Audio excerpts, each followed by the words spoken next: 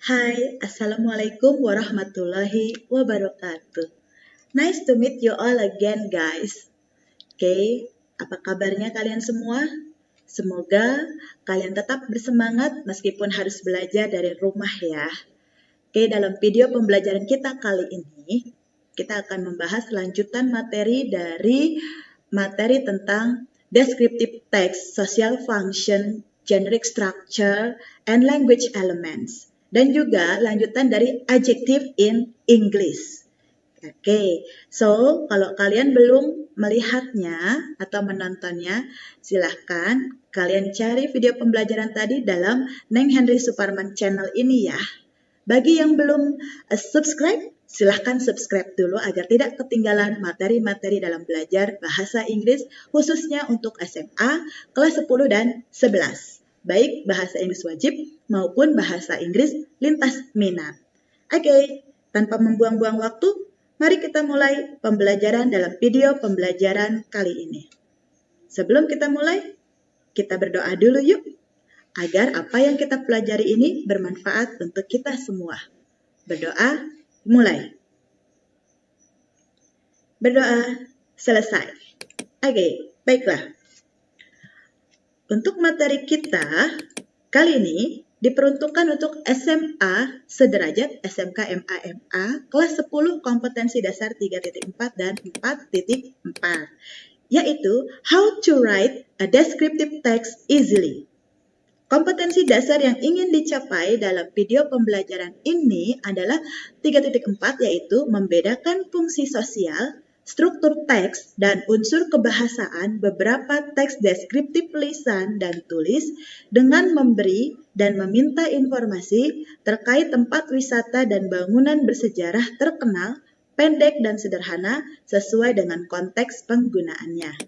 Kompetensi dasar bagian keterampilan yang ingin dicapai yaitu menyusun teks deskriptif lisan dan tulis pendek dan sederhana terkait tempat wisata dan bangunan bersejarah terkenal dengan memperhatikan fungsi sosial, struktur teks, dan unsur kebahasaan secara benar dan sesuai konteks.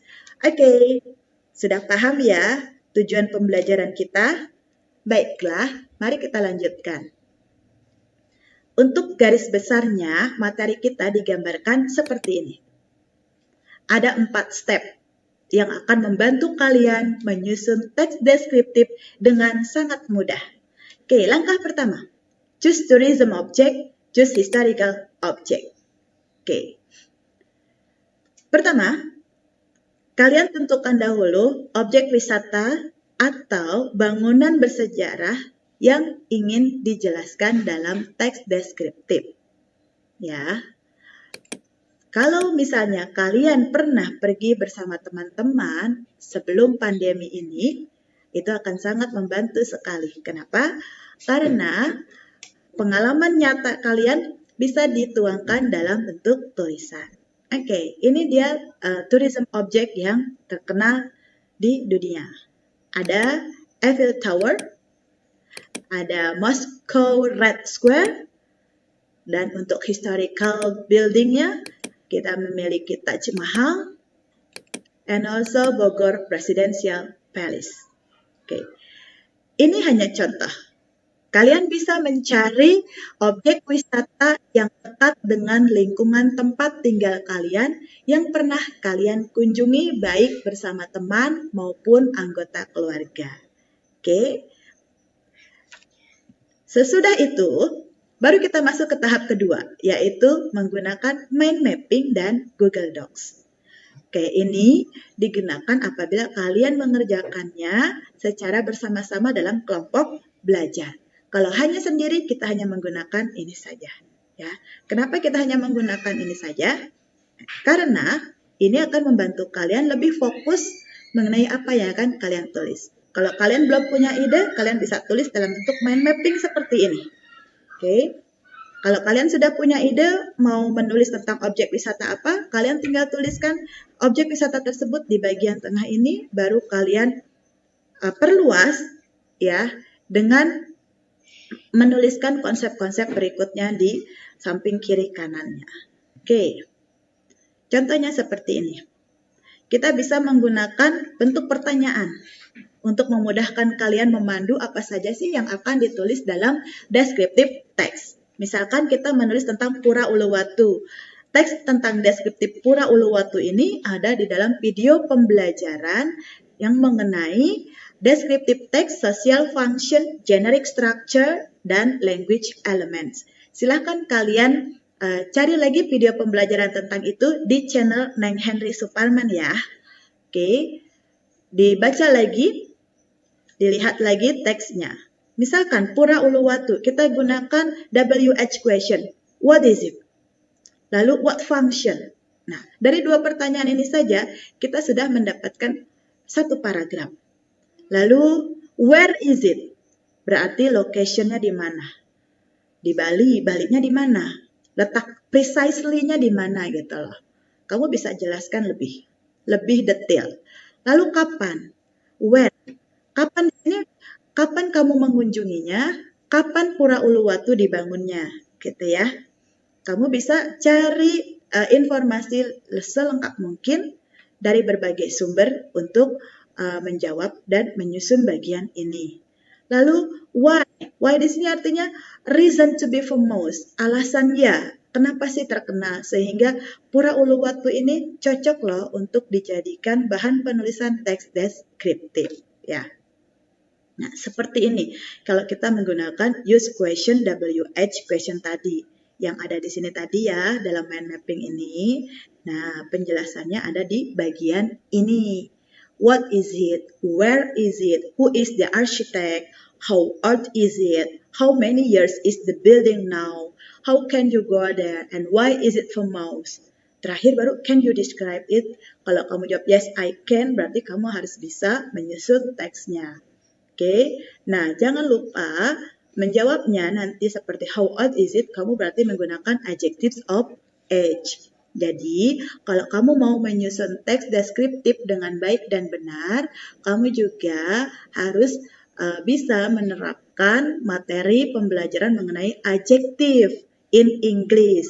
Kalau kamu belum tahu apa saja sih adjective in English, kamu bisa cari video pembelajarannya dengan judul Adjective in English, Adjective Series in English ya, Royal Order di dalam video channel YouTube ini, oke? Oke. Langkah yang ketiga yaitu explore words related to the picture. Explore semua kata yang berhubungan dengan gambar Pura Uluwatu misalnya. Ada kata bendanya enggak, ada adjektif, ada verb. Nah, apa saja sih kata benda yang berkaitan dengan Pura Uluwatu? Tulis semua. Oke. Lalu kata sifatnya apa aja? Tulis. Kata kerjanya tulis. Kata kerja yang digunakan adalah kata kerja bentuk pertama. Ingat ya, kata kerja yang digunakan hanya kata kerja bentuk pertama. Kenapa? Karena dalam descriptive text, sekali lagi diingatkan bahwa dalam descriptive text kita hanya menggunakan simple present tense. Artinya kata kerja yang digunakan kata kerja bentuk pertama. Oke. Lalu langkah yang keempat, kita gunakan simple present tense. Contohnya seperti ini. The city stretches across 117 small islands. The city-nya ini adalah subjek. Stretches di sini kata kerja bentuk pertama ditambah akhiran is. Baru ini adalah complement. Oke? Nah, ini rumusnya. Subjek ditambah to be is mr, adjective atau noun. Contohnya, Pura Uluwatu is a spectacular Hindu temple. Ini contoh. Ingat ya, simple present tense pattern-nya adalah ini. Contoh kalimatnya seperti ini. Atau bisa juga seperti ini. Subjek, verb 1, akhiran SIS, tambah objek complement. Contohnya seperti ini. The city stretches across 117 small island. Atau bisa juga contohnya, the canals serve the function of roads. Oke, sampai sini paham? Kalau kamu kesulitan memahaminya, kamu bisa tulis pertanyaan kamu di dalam kolom komentar, oke? Nanti dibalas ya. Oke, contohnya ini.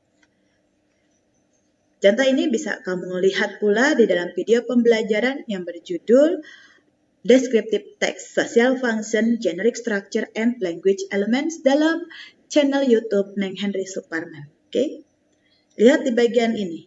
Descriptive text selalu memiliki dua paragraf. Paragraf pertama identification, paragraf kedua sampai terakhir disebut dengan description.